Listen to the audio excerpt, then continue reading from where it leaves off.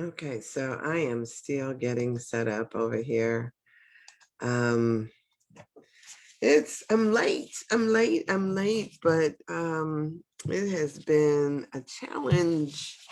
It's been a beautiful, beautiful, sweet challenge. Getting whew, getting myself together. Let me say to you, yesterday I had I don't want to say a rough day. Um, So yesterday I took my dog to get groomed, and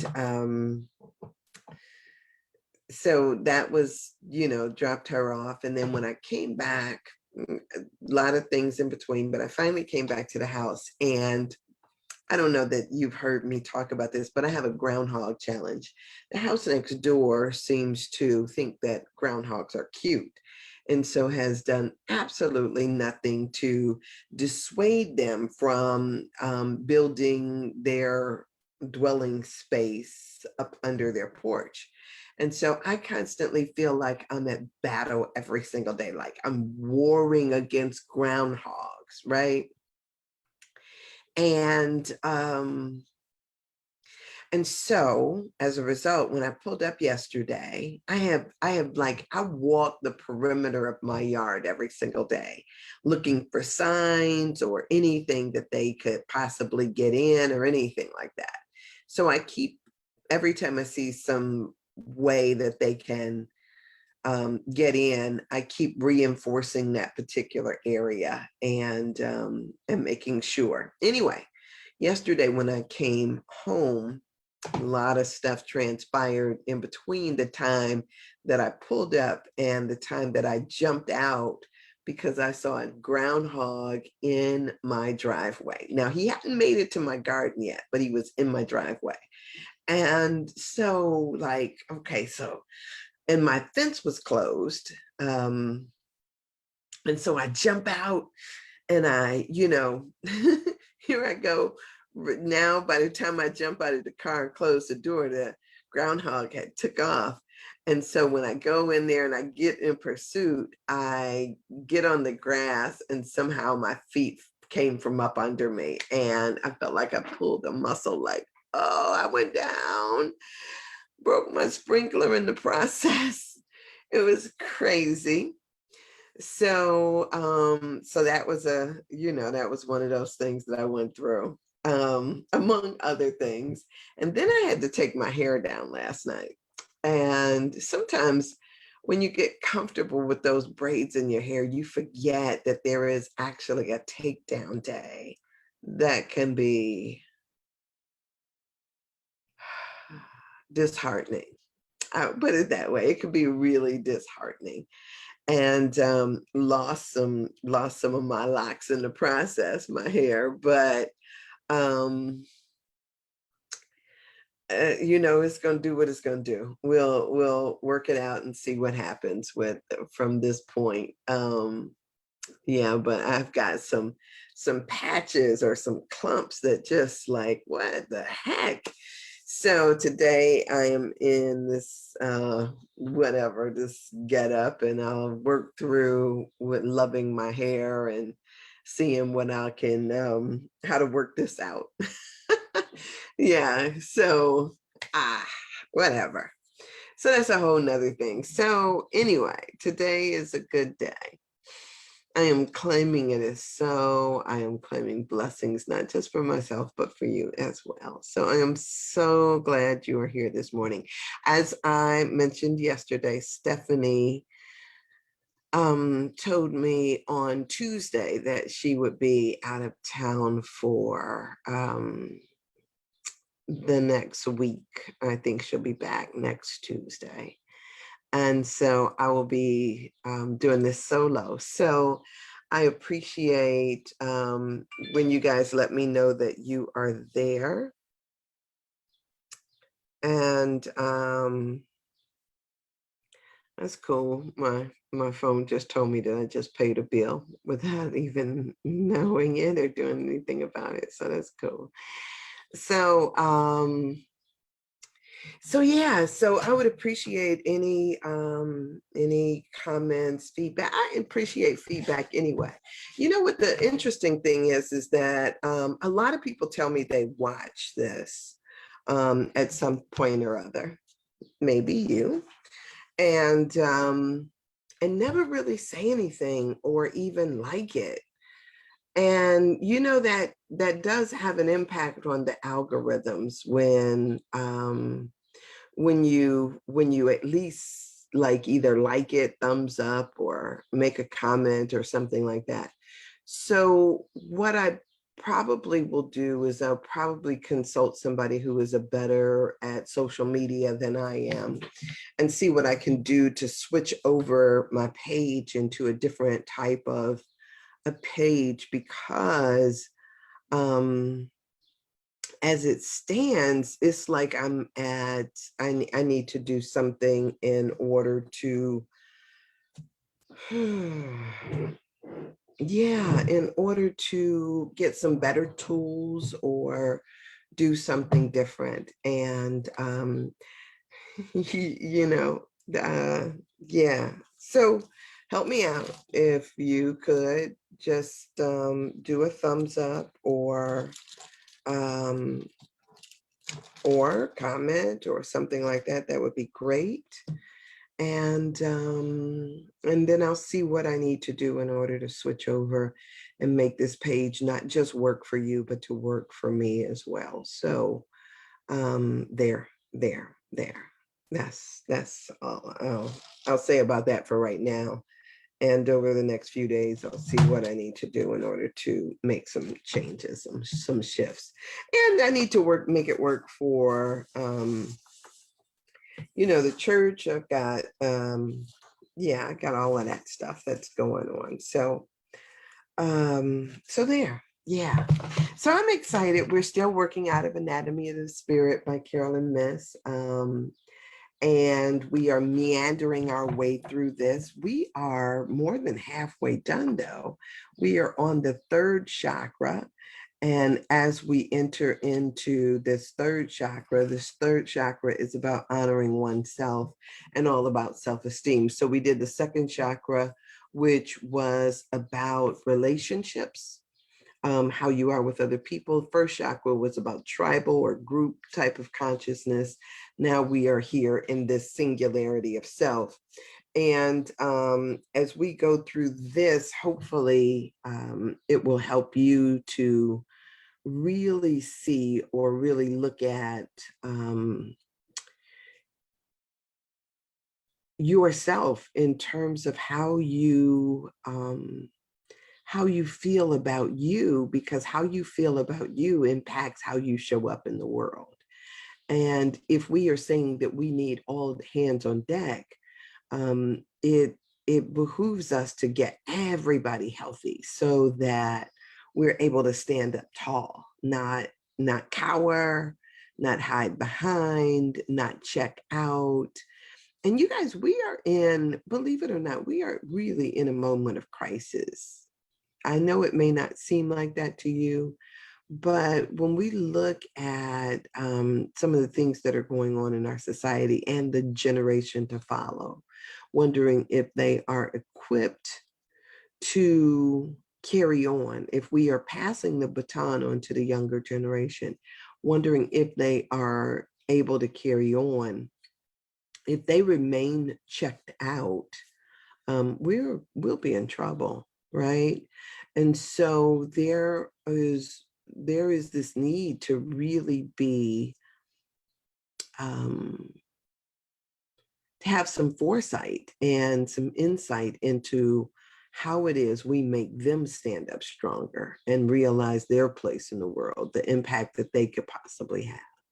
And so that becomes partly our job. And we do that in part by how we show up, that we show up. That's part of it. That's a big part of it. And so they are always watching. Somebody is always watching you. So I would encourage you to really like work on you. If you do the work on you, that's half the battle right there. So this idea about developing self-esteem, she says that all three of the currents, first, second, and third chakra, merge to form an intuitive voice of our solar plex. And we develop a sense of self, right? This intuitive voice becomes our natural and constant source of guidance.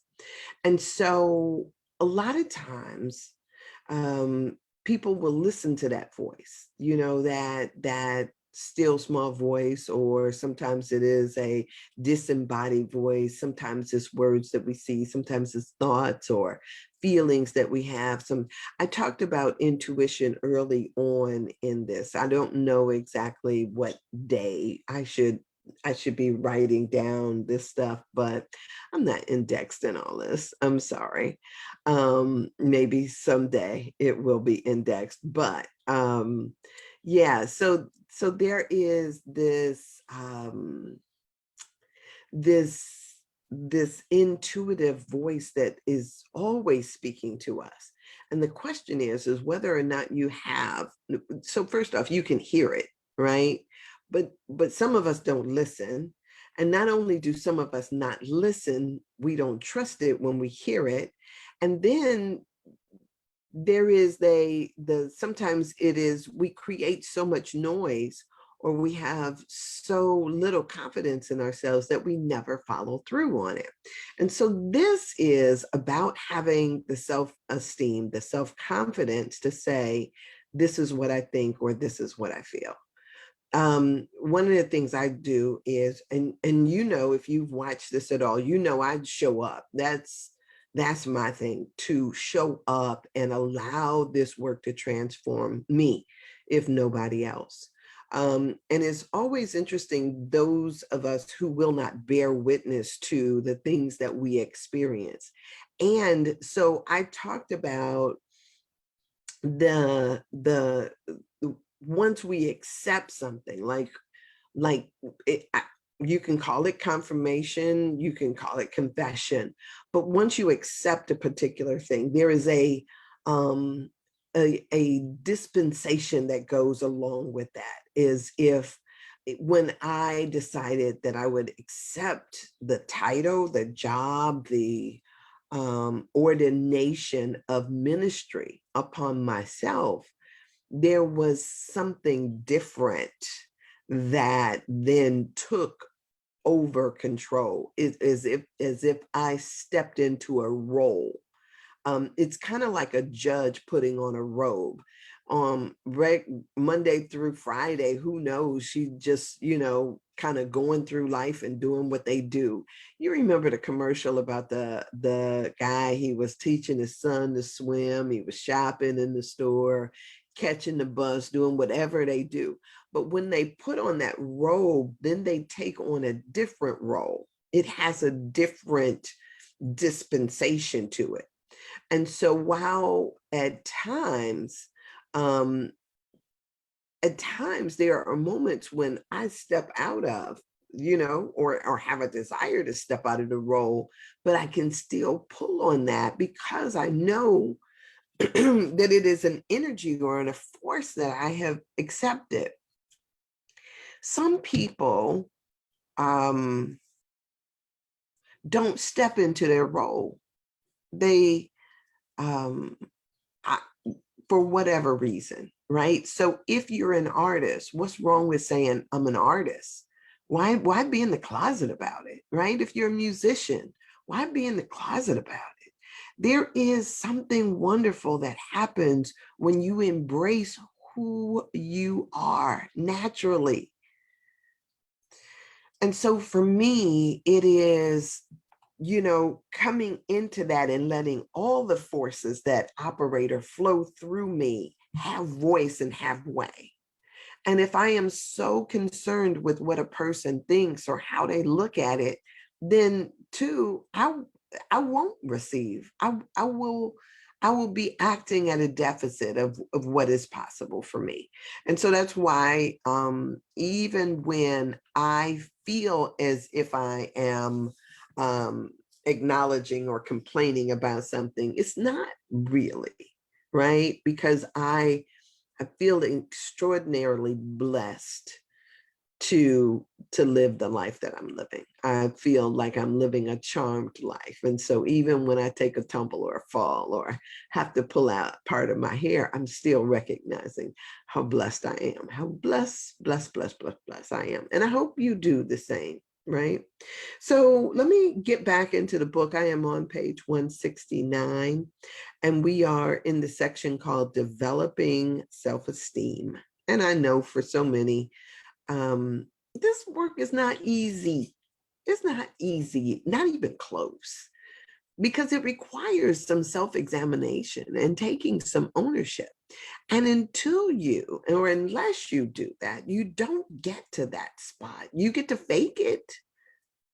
Some of us can, just fake a good game when it comes down to having self-esteem, but you got to tell all of us, when you're not feeling that self-love, it'll come through.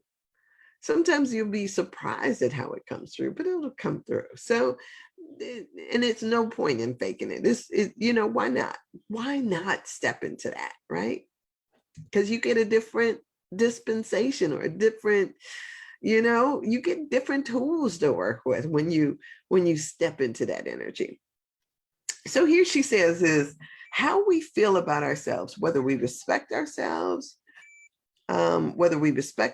determines the quality of our life, our capacity to succeed in business, relationships, healing, and intuitive skills.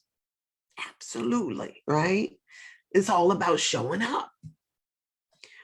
Self-determination. And it's not about dominating somebody else, because there's a lot of people who come and they act as if they need to put down, demean, step on, wield force or authority over another person in order to stand up taller in the world. This is not that, right? That is based on not having enough worth within you to take ownership and just do what you do. This is something else. This is different. This is when we talk about that power center, it's about finding the power within you. So self-understanding and acceptance, the bond we form with ourselves, is in many ways the most crucial spiritual challenge that we face. In truth, if we do not like ourselves, we will be incapable of making healthy decisions. If you don't like yourself, you cannot make a healthy decision. Because instead, instead, you will direct all your personal powers for decision making into the hands of another person, somebody that you want to impress, or someone for whom you think you must weaken yourself in order to gain security. I'll never forget this. I used to, when I was in high school, I used to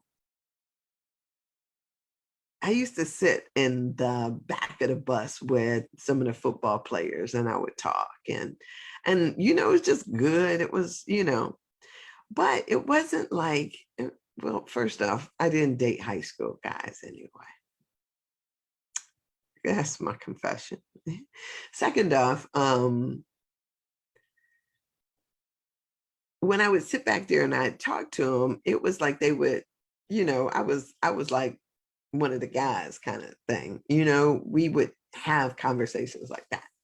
And I remember saying something, I don't know if I was talking to my mother about it. My mother told me, she was like, guys don't like women who are too smart. She says, you got to dumb it down a little bit, Sandra. She was like, you got to ask more questions than you give like factual statements. That makes them feel better. You got to stroke their ego. That's what she said. And I tried that for a minute. I tried it. And then I thought, yeah, no. I was like, yeah, no, I can't do that. Because that's, I got this thing about living a lie. I got this thing about, um, yeah, about truth and honesty. And I guess if I show up as I am truthfully and honestly, then I'm okay with myself. But when I try to fake it, like, what? I mean, what is that? I mean, but so many people do it. So many of us do it in an effort to be chosen. Well, yeah. I hope you're past that, right? I hope you're past that. Um, because then when you get to your true self, you you attract your true compliment. I don't think that it works the other way around, right? So anyway, but yeah, when you don't like yourself, you're incapable of making good decisions for you.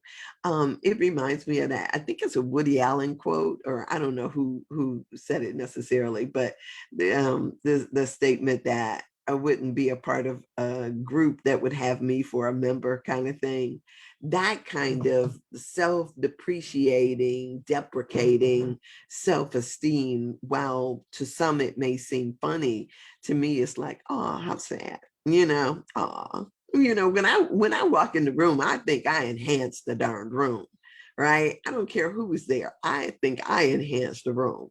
So it becomes this thing of how do you get to a point where you know and feel that you enhance the room simply because of your presence. And so it becomes this thing about building yourself to the point where you feel that you matter. So anyway, so it says people who have a low sense of self-esteem attract relationships and occupational situations that reflect and reinforce this weakness. So a lot of times we'll go into places and we carry who we are with us into every situation. And so if that's the case and you're going in or you're carrying around an energy that reflects weakness, people will continue to play out that role with you regardless. So it's almost as saying, if you view yourself as a victim, right? If that's in your consciousness, what you will always draw to you is victimizers, right? You won't, I mean, other victims don't come to you. Or if they come to you, then they will morph into your victimizer by right of consciousness. And so it becomes this thing of like a self-fulfilling prophecy almost, or like magic, right? That you get to be what you believe yourself to be, what you are acting out, or the energy that you are vibrating. You get to continue in that energy because everything then shifts in order to make that happen. Let me tell you this quick aside, which is what I do. Anyway, I had a friend of mine who really, from New York. She's sharp, right? She's sharp and she's gorgeous. But she was from New York. And so because she had that New York state of mind, she was really kind of open to life, open to everything. I haven't seen her in some years, but she was open to everything. So guys that she would date really hard. I mean, it would just be like she would just go under in the sense that when she was either in a relationship or trying to create a relationship, she would just disappear off of the scene because it became her whole focus, nothing else and nobody else mattered. And so she was setting up, she would talk about how she would set up her house so that it would receive her beloved. And so she would talk about the things that she would do in order to cater to him and to make him feel as if he is the king of her roost while she is dating this person. So it would literally be like she would just take a deep plunge under, and I wouldn't hear from her from sometimes for months, just depending upon how the relationship was going. Because we had a relationship that at church, though, I would see her from time to time, and she'd be like, "Yeah, no, girl, I got time for that." Right? It would be like, "Bye, girl, bye." So I kind of watched her through the iteration of a couple of relationships. When I first met her, she had just gone through a divorce. And so then, few relationships, she'd go under, surface for air. Yeah, that one didn't work. And then she'd go under again. And then, it was kind of one of those things. Anyway, one day we're talking, and this is in between stuff, and she was telling me that she met this woman, and she was like, I don't have a preference. She was like, I'm in love with being in love, and I want to be in love. And so here is some woman that's now presenting herself as a possible candidate. So while most of the time I'd known her, she was married or dealing with guy relationships, now she was doing a pivot because an opportunity presented itself. And she was like, I'm taking it. And I was like, oh, look, first off, I didn't know she rolled like that, right? But as she went, she's in love with being in love. So wherever she was getting it, it was like, okay, she gonna get it there. And so I was like, so and without putting terms on it, because there was a part of me that wanted to say, oh, I didn't know you were bisexual. And she's like, why you gotta, why do you have to bring terminology to it? She's like, I am what I am when I'm there. Right? Whatever that means. I didn't understand it at the time, but whatever. That's if that was how she wanted to flow, that was how she wanted to flow. And so what happened is, and the reason why I was telling you this story is because what happened is that the moment she got out of or pivoted to a relationship with a woman, her role also changed. When she was with the men that she was with, she was very accommodating. She created space, environments for them. She did the cooking and plate on the table kind of service. There was that quality to her being when she was with a man. But when she pivoted and she went with a woman, the energy shifted. So she no longer took on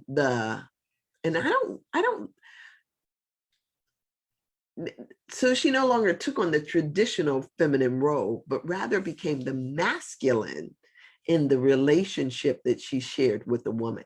She adopted a masculine energy in order to exist in the context of that relationship. So I have seen people whose energy morphed depending upon the situation. Even for me,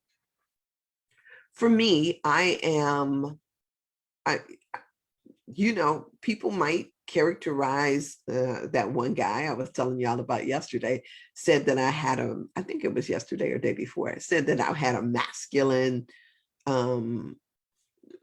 aggressive kind of personality to me. And I am like that until I get around someone who feels stronger than I do, right? If they have a stronger energy or a stronger presence, I can naturally ratchet it down, right? And it's really interesting, that dynamic, even as I look at it myself. I am not the same in the context of every relationship that I show up in. I know that at times that the energy calls for me to let somebody else take the reins, let somebody else do the driving. I am so good with that. It's kind of like when you get, it's kind of like some people are just used to being in the driver's seat. And so when they are, even if it's your car, you let them drive. Hey, go for it, right? Go for it. It's no struggle. It's no nothing. I mean, it is just respect. It's honoring the fact that when you have a different energy dynamic, it's allowing that dynamic to flow. I don't need to have a sparring contest or a sparring match in order for me to, because I don't feel diminished by it. What I do know is that an energy shift is a natural occurrence.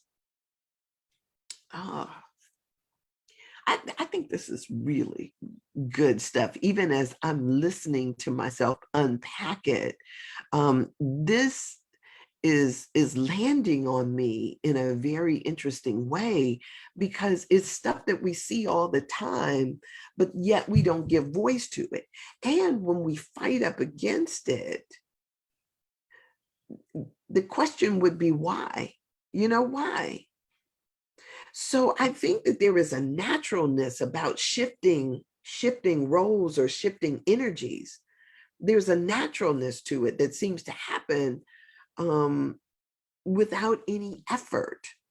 Now, I guess when, say, for instance, if you get to a place where you are no longer in a space of respecting somebody for whatever reason there may be, but you get in a place where you no longer think that they can lead, then there is also a naturalness, just like you would say to somebody, yeah, give me those keys, I'm gonna drive, right? Because you know in that moment that they can't do what it is that they are trying to do. And so you naturally step up. But it's not necessarily a struggle.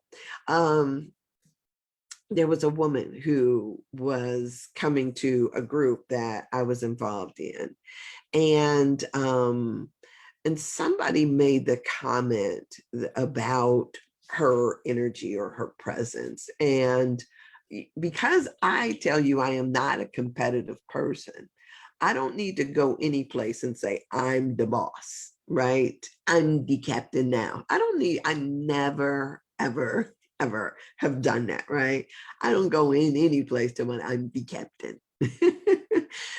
But you see that energy come through or come across in other people. And so it's really interesting, though, the dynamic that plays, because when you introduce into an equation a new energy, there is naturally some shifting in positions. And whether or not you struggle for that says something about where the perception of this power comes from. And so I think that power is such a natural outgrowth or a natural flow that you don't even have to think about it. You don't have to, it's not a struggle. It is just what it is. So so let me push on. Yeah, so sometimes we get into situations on our jobs where we naturally, if one of the things that I heard somebody say, a speaker say one time, is that wherever you go, there you are.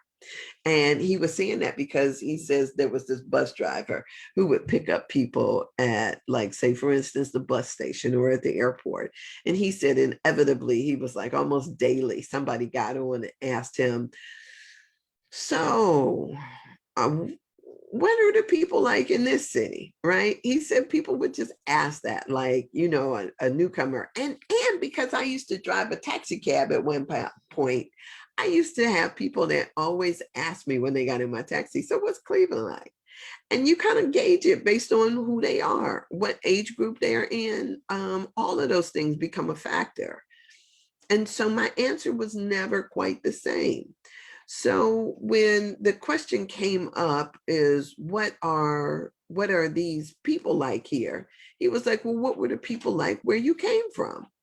And if they said that life was, a joy, or if they said life was good, he would say, that's how it's going to be here. Right.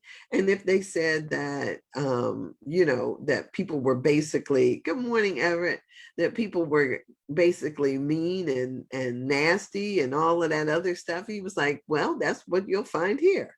Because what he determined is that people draw to them what they are. It's not that you're going to get off the bus in Chicago and be a different person than you were in Cleveland. You may act for a minute, but you are going to that like hair, it's like that thing just sets back in, because that's the energy that you give off. And unless you change that energy, then that energy remains constant.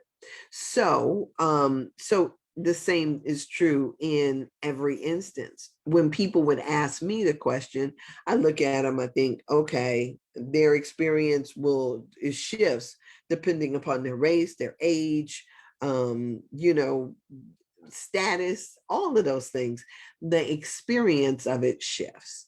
And so no two people are going to have the same experience. If you have people that come into Cleveland, some people will be excited about that we have all the major sports teams here. Some people will be like, ooh, yeah, I'm gonna get to go here and I'm gonna get to go there. But there is a large segment of our population right here in Cleveland that has still not been to the Brown Stadium, or still not been to a baseball game, or still not experienced the Cavaliers, or still not done so many things. And that could be economics, that could be interest, that could be a whole slew of things. But for each and every one, what we see or what we experience is who we are. So we just take us with us to each and every city that we are in.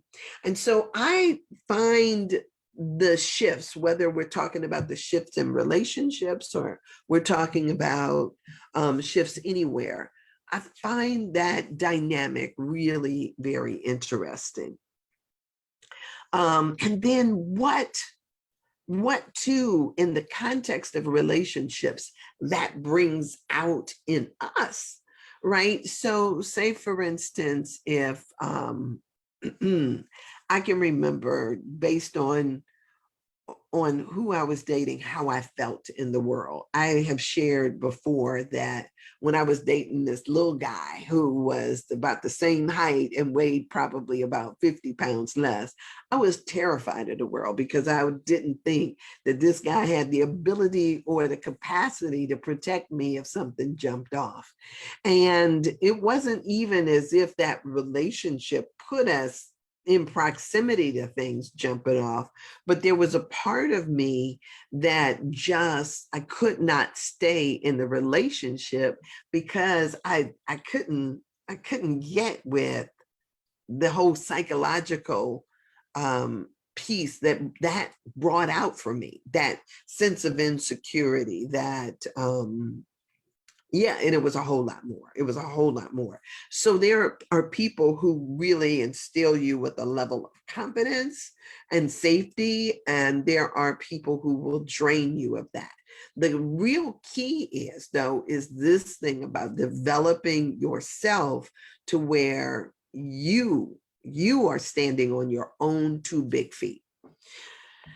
And then I went out, circuitous, that's what you call it. So one man told me that he never expected to be loved in his marriage. He married for companionship alone, believing that love was something that happened to other people, never to people like him. And there are so many people who have that kind of outlook. She says here, nobody is born with a healthy self-esteem. Nobody, right? Not and so this becomes part of the work that we are to do. When I'm talking about moving through these chakras, first chakra, second chakra, third chakra, fourth chakra, fifth chakra, all of those are graduations to different levels of development. If you are stuck in a first chakra issue, If you're stuck in a first chakra issue, then you can't even make it up to any of the other ones, right? So it becomes this thing of, how do I maneuver? How do I maneuver in the midst of this? So all of those things go into it. So if, say, for instance, your issue is in the second chakra area, and we talked a lot about that, right? Um, then it becomes this question of, what do I do? What do I need to do in order to heal that particular item, that particular area, so that I can move up into and through my third chakra area? All of this is about our development. So what we earn, what must we earn?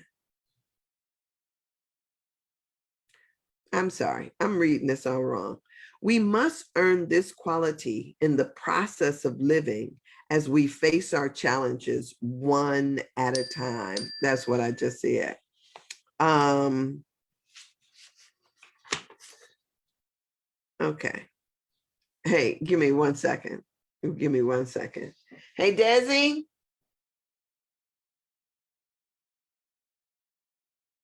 Destin. Okay. Yeah, so here we go. Let me just do this right quick. Destin, where are you? Maybe he's talking to my brother right now. I'm sorry. All right. So the third chakra in particular resonates to the boundaries of the physical body. Are we physically weak, or are we physically strong? And so it's really interesting. Let me say this too, because I remember a series that came out. I'm not sure if it's still on or not. But the series was based on this idea of, I don't even know what the name of the series was, but everybody had this kind of animal associated with them. So some people would morph into like a mouse, or some people would morph into a wolf, or some people different things. I don't know what it was called, but it was all about the character that they had, right? That underlying type of energy that they had within them. And so how aggressive or how passive they were in the world was in part because of what was playing in the background. So mousy people, um mousy people can basically, yeah, mousy people can basically, like, wouldn't mess with a snake, or they wouldn't be around a person who had the energy of a cat or something like that, or it was actually something that dominated. And so for a time they could hide it until it was necessary that came out. Let me just check and make sure that he's got this message. Hey, Destin.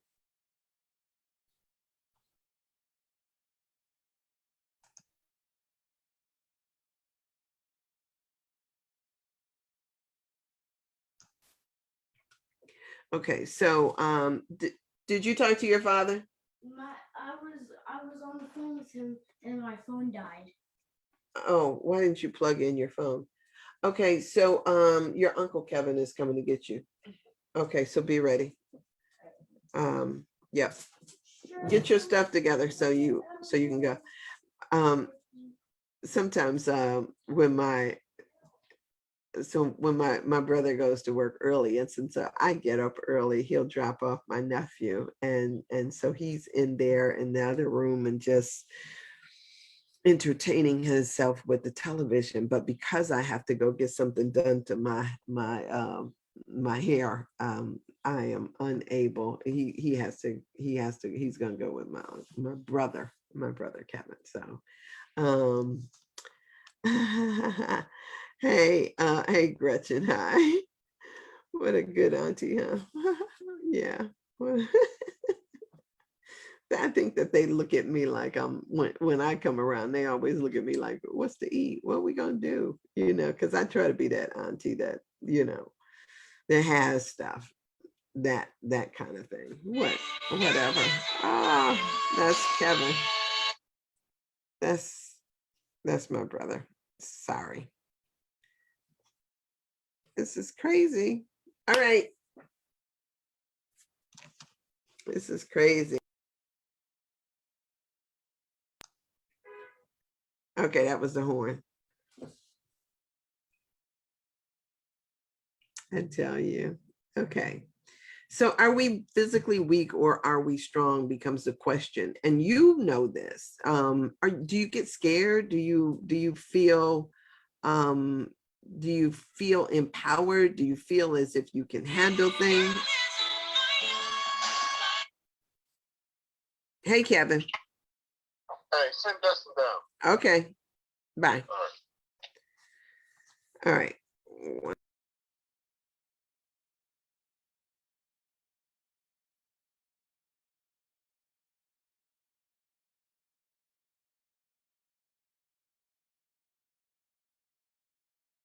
I thought that was just what I said. It was get gone. Anyway, okay. So do you feel at times as if you're handicapped, or do you feel as if hey Sarika, hola. Do you feel when you walk into a place, do you feel scared or do you feel beautiful? Do you feel like you are an asset? Do you feel like that somehow things shift? How do you interpret the energy around you that you see? So sometimes when you walk into a room and everybody kind of turns around and looks at you, what's your expectation, right?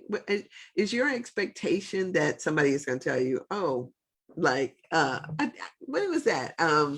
We were on here talking one time and I said, bye. And we were doing this thing and people they'll have the perception about what people are thinking when they walk into a room. So when, like, say for instance, I was reading this thing of about, because I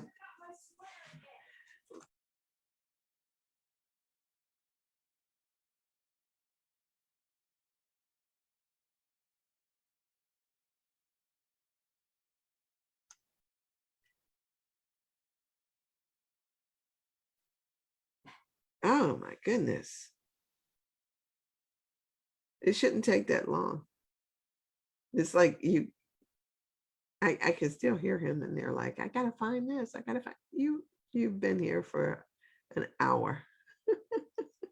Well, he got here at 6:30. um he's making it sound like he's got so much to get together. It's like 2 bags, pick them up and bounce, dude. And my brother Kevin is always on the move. He was probably someplace doing something and had to drop what he was doing to come and get him. And so yeah, yeah, Kevin is like, that's why he's called me so many times. He's like, this, come on, dude, make it happen. Okay, so Everett says, I feel like I'm here now. Let the party begin. I know it's not about me. I just feel my energy is needed. You know what? And sometimes people will say that to me, like, uh-oh, like the party just started when I arrived, right? So people do come into a room with a different type of energy all the time. If if people turn and look at you, some people automatically feel judged. So there was this one instance um, where somebody was talking and they said that they walked into a room and they said, oh, you must be in the wrong room. You should be down the hall, just based on their energy when they walked in the room. And they're looking like, well, I thought this was AP, AP French. And they were like, well, yeah, like but you couldn't possibly be here. And so that becomes their judgment, but it also becomes about what's the energy that you walk in with. Do you walk in like you belong there, like you own the place, or what? And then does your energy shift according to how they treat you? And so one of the things that I try to do is I try to recognize that I carry my own atmosphere. So my atmosphere, if I got atmosphere around me, then that makes it easier for my atmosphere to maintain itself than for it to be dependent upon. You know, when you got holes in there, it's like naturally junk can just kind of create themselves pockets in there. But when you work on your own atmosphere, then that atmosphere carries you through. You could just kind of laugh that off and keep it stepping, right? Instead of saying, oh, you know, well, maybe I shouldn't be here. No. So, so how is it that you feel? Do you feel, look, and this is questions that you have to ask yourself. You know, because there are certain people who are so self-conscious about their weight, about how they look. If you are constantly in a place or in a space where you are critical of your own self, right? If you're critical of your own body, if you're feeling some kind of way about it, then that kind of stuff also shows up, right? Because sometimes people lead with that conversation, right? Oh, I've been on a diet, or I was raped, or I was brought up in a single parent household. They lead with what they think is, and I don't think this is a conscious thing. I think it is just how people, when they put themselves in stuff, they lead with that. And so if you're leading with your weakness, you're always susceptible to other people's interpretation about your weakness and become further weakened by it. And so it becomes this thing of, when I say falling in love with you, that means that you're accepting all it. Not that, so for me, it's not that I think everything about me is so perfect, but it's perfectly me. I'm loving it, right? So yeah, I got fat feet, but doggone it, they mine, right? People used to tell me all the time, I got Fred Flintstone feet. And I'm like, okay, but they mine and they work, right? So what? I don't go around all the time talking about feet because it's a non-factor. And so there are a lot of things that's a non-factor. Your weight is probably a non-factor, but if you're judging it, you perceive everybody else as judging it, when sometimes they don't even see that. It's not even what they're looking at. And so when you embrace you and all the wonderful things about you, right? So even if like, do I need somebody to tell me that something is beautiful in order for me to feel beautiful? No, right? That is a part of you starting to recognize that, you know, that who you are is what you were meant to be, how God made you. And so if I trust that, and I don't, whatever it is that you believe about God, right? Oh, and we about to turn that on his head. Let me just read on. I only got 15 minutes, but we about to turn that on his head too, right? From a spiritual perspective, here it is. From a spiritual perspective, any and all physical assets and limitations are illusory, mere life props. Okay. So this is a hard conversation for so many people.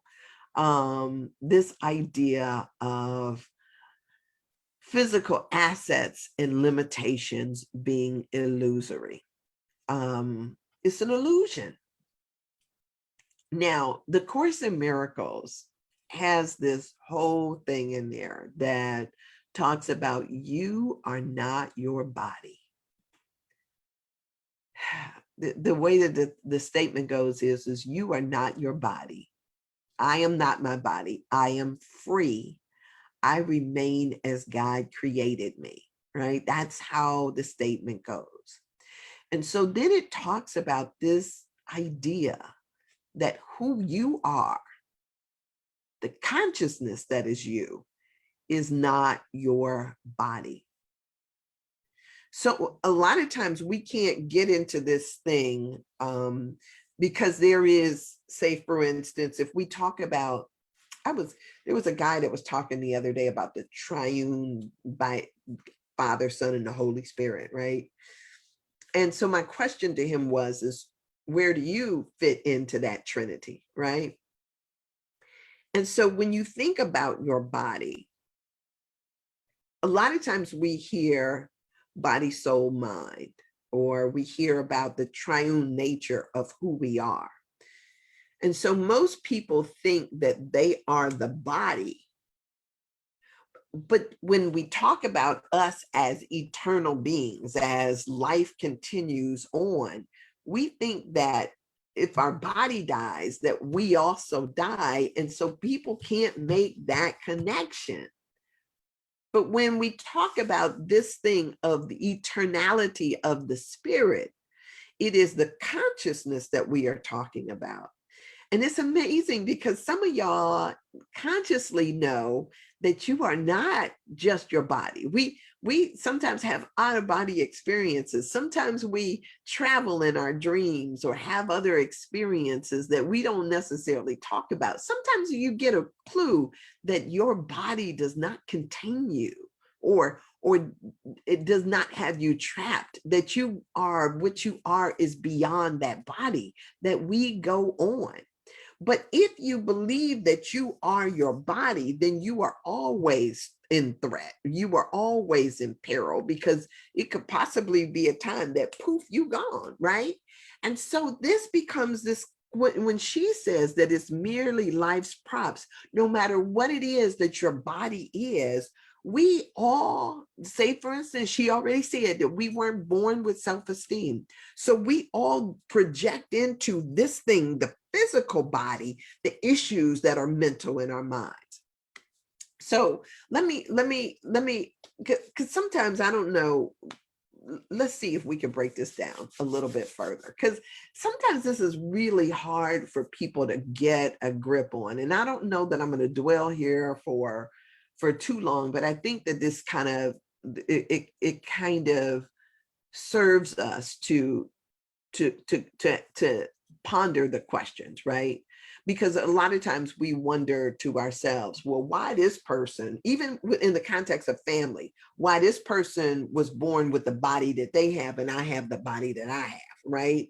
And so each of our bodies, she says it here, it's almost like she says it's a life prop, but there's another point in here where she says our bodies are like our obstacle courses, right? That strengthen us. And so say, for instance, if you've got issues with something about your body, whatever that may be, that becomes your hurdle, your obstacle to overcome. So if you've got judgments about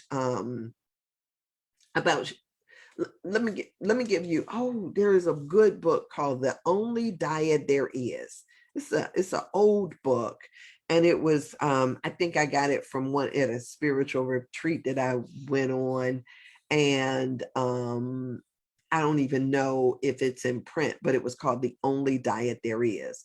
And one of the things it talked about was this idea of fat, F-A-T, fat, as a shield, as a bumper, right? And the more that we don't want people close to us, or it's about vulnerability, it's about closeness, it's about accumulating a shield around us. And that shield is a shield of protection. And so she looks at it from that perspective, like we put on weight in order to keep people away from us. Psychologically, sometimes we don't recognize that we see our bodies or fat as a protection. If you've ever been sexually abused or received some trauma around, especially around your body, there is a part of you that will maintain weight or put on weight because you don't feel as attractive, which may have made, in your mind, may have made that happen. We put on weight for a number of reasons, right? And so then, while on one hand, subconsciously, we're putting on weight, on another hand, we're hating the weight that we put on. We do the same things when it comes down to so much. Whatever it is that may be your issue or your thing that you don't like, it could be the very thing that needs to heal in order for it to disappear, or in order for you to deal with it as if it is there to do a job that you needed it to do.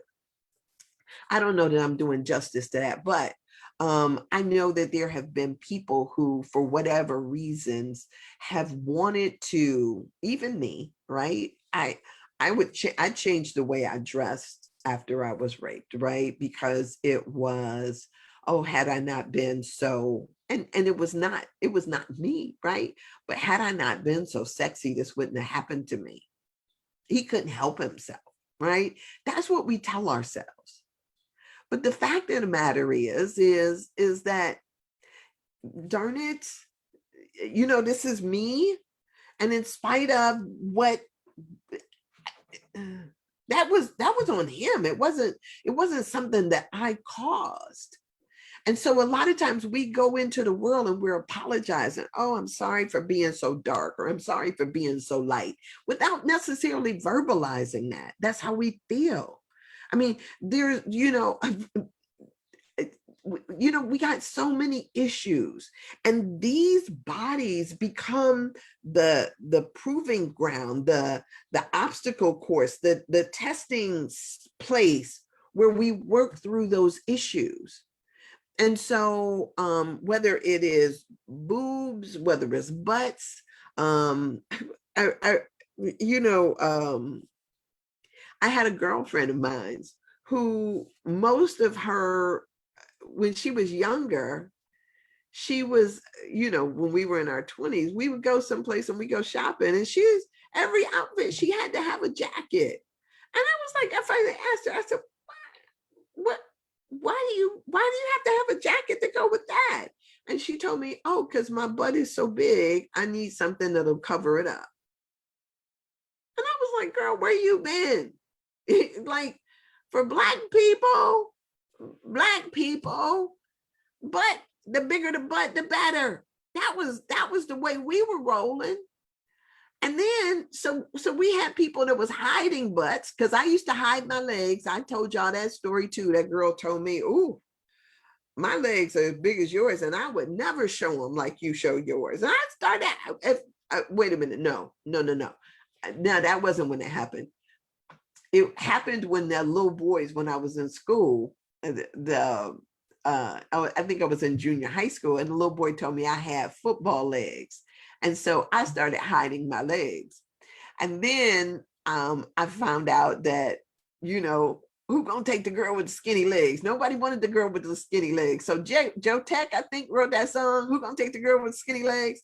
And then I thought, oh, big legs are good. So then I started wearing like stuff that showed my legs. And then I had some girl come up to me at the mall, some white woman come up to me at the mall and say, oh, my legs are big like yours, and I would never wear that. And I was like, sweetheart, I was like, that's because in your community, skinny legs is the thing, and mine's is big legs, right? So it depends on context too. It's not just any one thing, it's all of that. And so until you learn how to embrace the fullness of who you are, we're going to go around apologizing for the stuff that we do. So yeah, so Everett said outside image and emotional state feed into the construct. Yes, it really does. So I know that Gretchen made a comment. Let's see. I have learned through this, I use my issue with weight to be self-protective, and my one thing to be, for some reason my window is so little and so I can only see like a little sentence at a time. I use my issue with weight gain to be self-protective, and my one thing I can control when life feels out of control in all aspects. Yes, you know, and sometimes we give it way more, you know, power and attention, because here's what I will say. Y'all know how we created the devil, right? The devil is something that we need to blame stuff on. So the devil becomes this little receptacle over here that, you know, okay, if something is wrong, the devil did it. If something, you know, you fall, the devil is busy. We got this idea about this darn devil. So sometimes our devils are, we're carrying it around, right? We blame everything on stuff like that. Like if it's weight, I don't have a man because of weight, or I didn't get that job because of my weight, or it becomes all of this stuff. It becomes the devil for us, and we blame all of our stuff on it. But if you could get that, that is just an illusion. It's an illusion that we create to have something to blame stuff on, right? If we start to look at it in a different way, maybe what we could do is forgive it. Maybe we could say, ooh, to our bodies, like, you know, for every single time I've ever begrudged, or every single time I've ever not loved parts of me, or bastardized. To bastardize is to disown, almost to disown parts of myself. It's as if you know, it's, can you think for a moment, think for a moment about, remember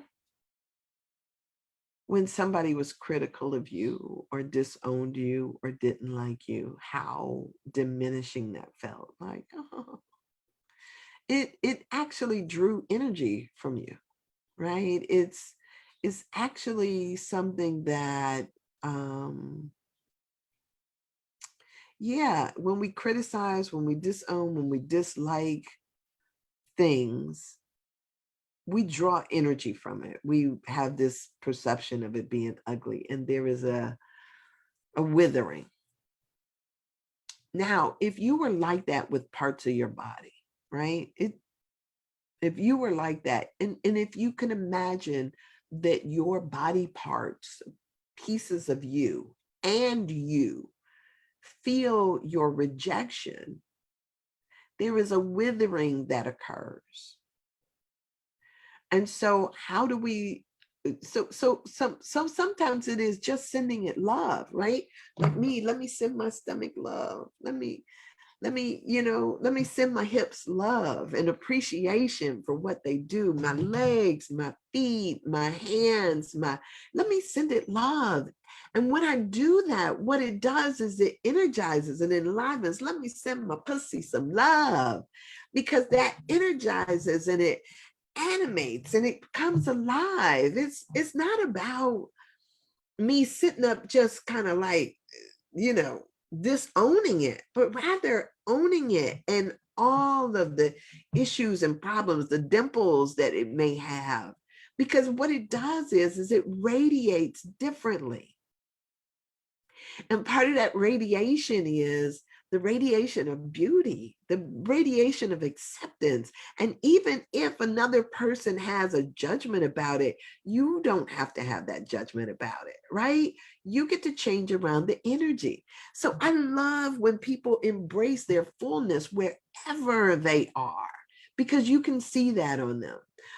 The words you use are are an invitation to the devil. Yeah. So it becomes us shifting that around. I know I can't finish this paragraph today, but let me read this because I thought that was really good. That the physical assets, all physical assets and limitations are illusory life props. And so really it is this, sometimes the issue that we have is with this thing called body, but it's a lesson that we need to learn in the larger context. What if I'm having an issue with any piece of me? What could that be an outpicturing of in my life? And where have I? So remember, I told y'all I had an abscess, and I tell all my business, right? I don't care. I don't care. I do care because I think, wait a minute, I think that I got the lesson so that I could give you the blessing, right? So I had a problem with my boobs. I used to always say, "Oh my God, these things are in the way. Oh my gosh, these are big. Oh my gosh, I had all kinds of issues." I would draw to me people that I was just thinking like, "Ooh, go," like, because they were just lusty people. I mean, just all kind of stuff. And so I had boob issues. So I got this abscess that was reoccurring. It used to come in, and it would be like this. I don't know if you've ever had an abscess or even know what it is, but it creates a cavity in something. So an abscess will maybe form around something or as a result of something, but it was like this hard, hot ball of pus that was right inside of my boob. And, I at first I was going to the doctor, going in there to the doctor, and they would stick a needle in there and they would suck that stuff out, and it would come out putrid green and just be warm and just, oh, it was just gross and terrible. And so they started talking about, at one point they were sitting up there talking about operating on it. I was like, "You're not operating on me, right? No, no, no." Anyway, I remember thinking, because it finally went to necessity, which meant it broke through my skin and it just oozed out, and I would have to pack the hole myself.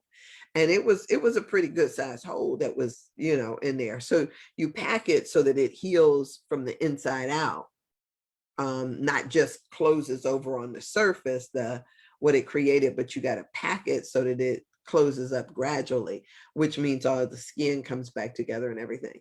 So I started looking up through that book, You Can Heal Your Life. That is right there. It's the rainbow book right in there over my shoulder. But it was called You Could Heal Your Life. And so I looked in there, and it said that when you had breast issues, it was because you weren't giving of your milk, right? It was a woman's, it has the idea around it is nurturing, but I wasn't giving of my milk. So when I tell y'all I talk because I have to, this is my milk, right? Most people might think of milk as symbolically like a baby, right? But what I found is that my milk, my blessing, my food is in my tongue, it's in my talk, it's in sharing the information. And so when I started to give of my milk again, then my issue of a reoccurring abscess cleared up. So I talk, and I talk by necessity because I recognize that this is my milk. Oh, and so my body, on a physical level, this body here was an outpicturing of a spiritual idea or something that was developing in me that had to come out of me. And so sometimes we take it and we just look at an illness as an illness without necessarily looking at what's underlying that illness. And so we've got to see that these are life props. Our body is a prop. Is part of the obstacle course. And so if you've got issues going on, what's the issues? And so tomorrow when we come back, we're going to talk about, there's a case study in here that she's done, but we're going to get more into yeah, this actual classroom that is our body. I love this stuff, y'all. And I hope this gives you some thoughts to think about, because whether it is an illness that you're dealing with, or it is just, acceptance of stuff, right? Acceptance of your body and all of that stuff. You can drop me a line, drop me a message, even if it's, whatever. And if you've got something that we can really, really talk about, because I think that there is a necessity that all this stuff that challenges us, right? Whatever that may be. Are you too short, too tall? Are you your nose too big, or we talked about the butt thing. And so sometimes this stuff is cultural, sometimes it is put on us by society, but just because somebody puts it on you doesn't mean that you have to pick it up. People throw stuff at my feet all the time. Oh, you should do this or you should do that. Well, this I'm doing what I'm doing, right? They throw it out at my feet all the time, and I choose whether I pick it up. You get to choose whether you pick it up. Their judgments or whatever, right? I still think that one movie, What the Bleep Do We Know, was such a powerful thing in that woman really doing some work at reclaiming her body, the essence of who she is. And I mean, there are other things out there that speak to that. That one movie, I forget what that comedian's name was, but when she was, it was just, she had the same body, but for some reason, when she looked in the mirror, she saw something gorgeous, right? All of a sudden, I don't know if it was she had an accident or got hit over the head, but the same body that she used to judge and think was fat and ugly, all of a sudden when she looked in the mirror, she saw a Barbie doll body. And then she was like feeling herself. She started dressing different, walking different, acting different. And then that becomes contagious. When you feel sexy, that stuff is contagious. People be like looking at you like, ooh, I want some of that. Whatever she got, right? So it's a prop. This is you get to change your mind about it. And as you change your mind about it, other people change their minds about it too. Yeah, so no matter what it is, I don't care. It's like you got to see the beauty in you. And when you see the beauty in you, all right, I gotta go because I gotta go get my something done to my head. Y'all will see something different tomorrow, I hope. Anyway, loving and blessings to you guys, and thanks for being here. Don't forget, like this or comment or something like that, and it helps with the algorithms and all that stuff. You heard that before. Bless me too, right? So I thank you. All right, I'll see you tomorrow.